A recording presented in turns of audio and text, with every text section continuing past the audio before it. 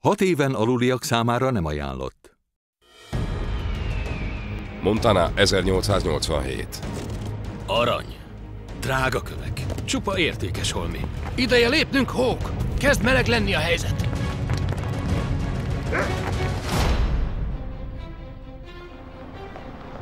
Mr. Jones, látom, még mindig műveli a földemet. Mi lesz velünk, ha elvesztik a farmot?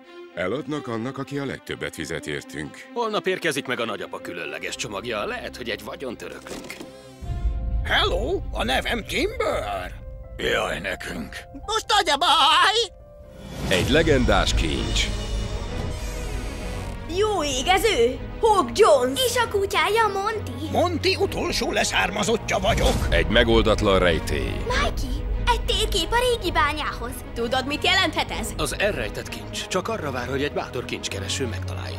Majd én megkeresem az okostelefonommal. Akkor szerintem hívd fel vele az agyadat, és kérd meg, hogy kapcsoljon be. Nem értem. A farm megmentéséért. Jöhet a kincskeresés. Csodálatos útra indulnak el. Nézd, Hawk Jones! De klassz!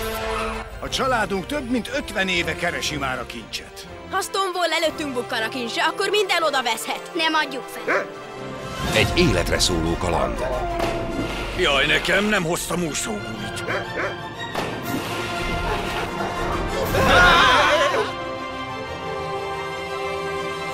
Ezt nevezem én kalandnak? Itt jövök! A nevem Timber, a kincskereső csodakutya! Timber, a kincskereső csodakutya.